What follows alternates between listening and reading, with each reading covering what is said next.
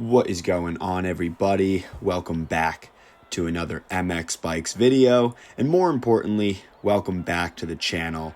Those of you first timers tuning in, I am a pro rider IRL, and we kind of been taking on the competitive scene here. Used to be through MX Simulator, and recently made the switch a couple years ago to Mxbikes and MXL series.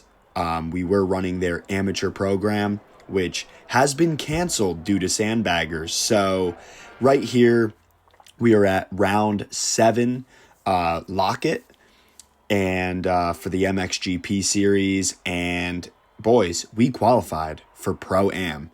Unfortunately, we're in the B group. Funny enough, we're in mostly the B group for amateurs as well, which further goes to show you just how much sandbagging there actually was. Of course, we are going to be taking on the competition on the KTM 250 here.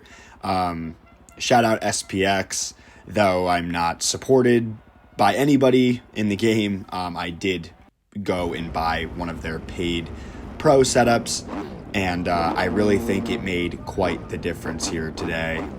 Very tricky track, lining up here for Moto 1. Unfortunately, I was planning on making some highlights of both motos, but I actually ended up losing audio halfway through this race. For you guys, none of your concern. You guys will still have audio. But yeah, first Pro-Am event, boys. Let's lock it in. Gate's about to drop. We qualified, and this track is tough, boys. Real tough. So going off to the start here, thought we were going to be good, and got kind of pushed by a rider behind me. And typical A-Lash fashion, yeah, we're back in the pack. Go figure. But guys, there's a lot of really good battles during this race, and honestly, not too ashamed of myself on how I finished and my consistency on a track where even the best riders in the game were wrecking quite a bit. So pretty much a difference maker kind of track, very hard track to go fast on. That seems to be the motto everyone was going by, and I was cooking, and some guys were just not. You know, I felt like I really started developing some lines pretty early on, making some stupid mistakes, but it's a long race, and we have quite the long shot to catch up. So, ironically enough, the winner of Moto 1 here, I ended up beating on Moto 2, and the winner of Moto 2, I ended up beating on Moto 1. So, I know I'm there, I know I can run this pace, and who knows, guys, hopefully be in the A group for the next one. I just feel like this track was very, very difficult, and some of these grinders who just hot lapped it all beforehand, I don't get it. I don't know where they're making up this time. I was pretty much capped at a 142. You know, a lot of the pro EU 250 guys were running like 138, so not too bad. I'm not too far off their pace, but let's find some flow here, boys. I'll shut up, let you guys kind of enjoy the video, and check out this freaking awesome battles and awesome comeback. If you guys haven't already, please like, comment what you think, and don't forget to hit that subscribe button, boys.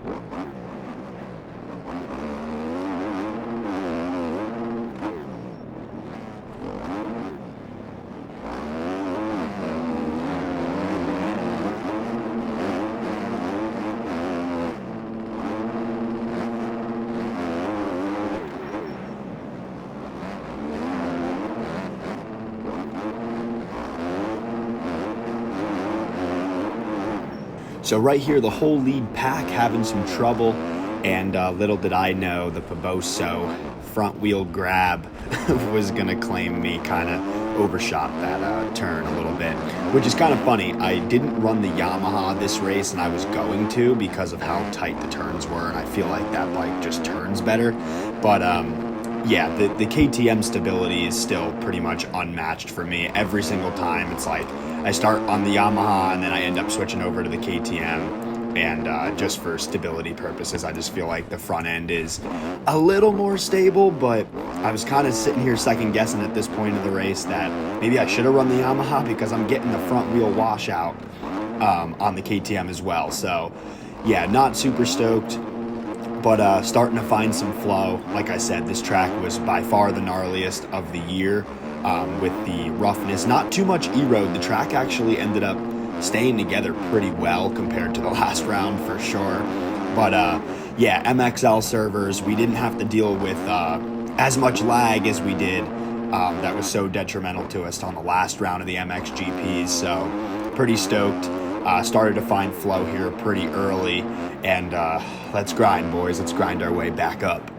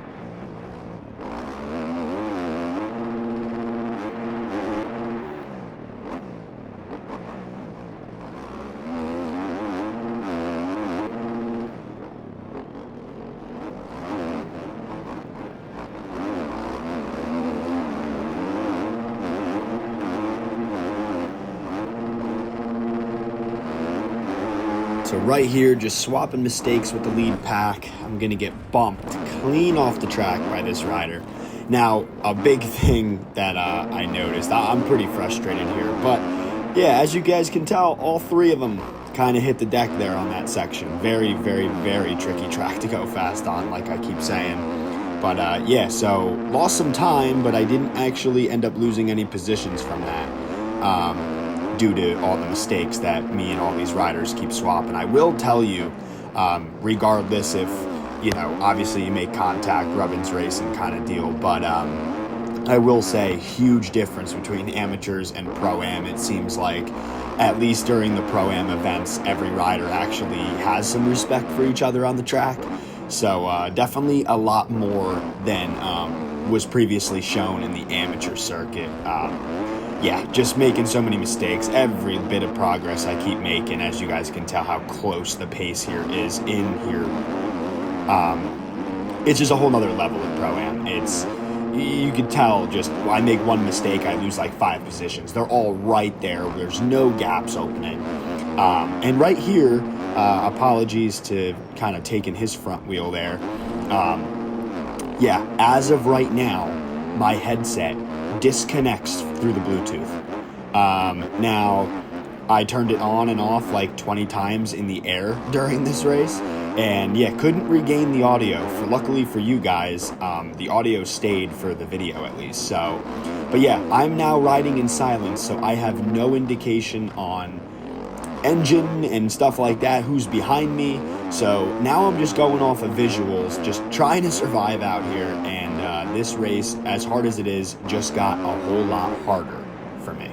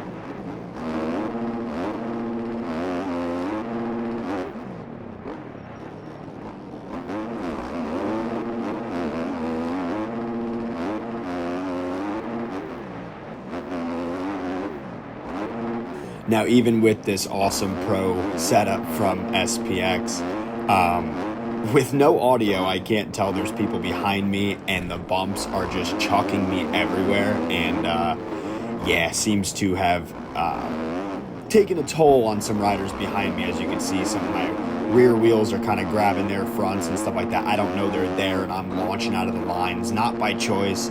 I'm just really trying to push up to the front. We lost so much time with mistakes here. And now this rider here that just passed me, I know he's fast. He was up there in the qualifier, in my qualifier anyway. And yeah, funny story is I believe that is the rider who ended up winning Moto 2, I believe. So yeah, almost positive on that one. So that's the winner right there of the next Moto, which unfortunately you guys aren't going to see because, mind you, I'm literally playing with no audio. After this race, I actually ended up trying to mess with the module on my PC, and yeah, long story short, for it to regain audio again, I would have had to close the game out and reboot it, which you cannot do once you are GUID locked into the event. So yeah, nothing I could do. Racing in silence here, and almost was peaceful in a sense. I started to sort of get comfortable with the silence, and you guys will see here as we hammer down. Sitting P7 right now. We know we're capable of a top 5 and B group of Pro-Am. There's no doubt about it. We were definitely robbed of so many amateur wins and stuff like that throughout our Mxbikes career, and now being in the Pro-Am, it's time to make a mark.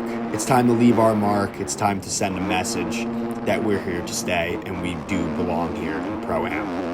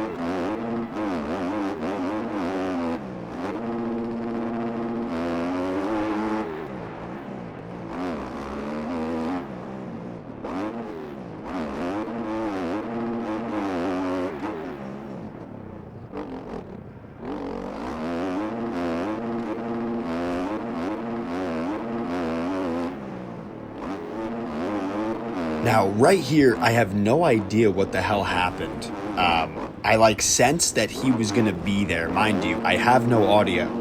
So I have no idea why I let off like that. I feel like I would have been fine if I didn't. So not necessarily that rider's fault, I don't think. I think he was going to run it into me a little bit, but we would have been all right. But I have no idea what made me back off the throttle there. I just kind of had a mental brain fart.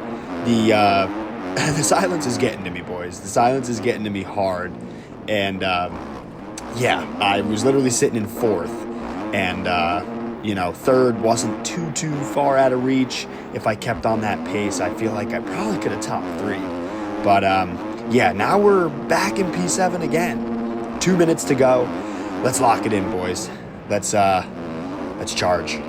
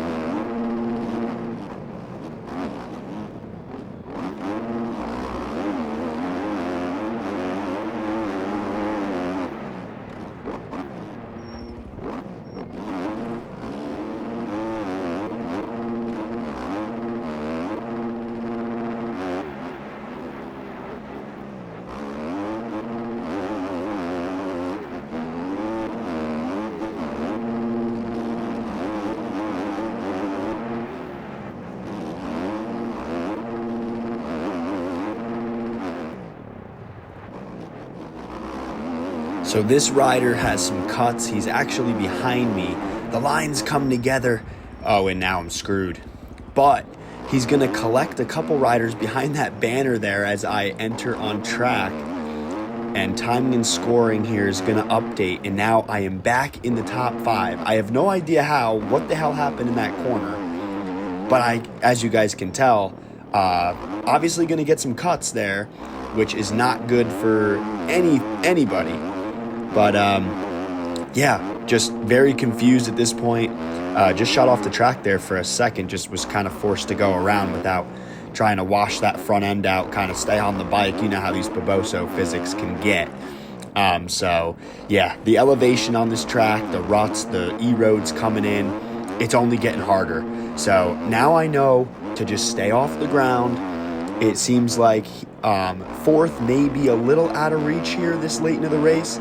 But if I could just stay off the ground, pull in a P5, I'll take it. My first ever Pro-Am race, I'll take it. As you guys can tell, a lot more entertaining probably than my other amateur videos so far this year. The competition is way better here, and honestly, I feel like the racing is too.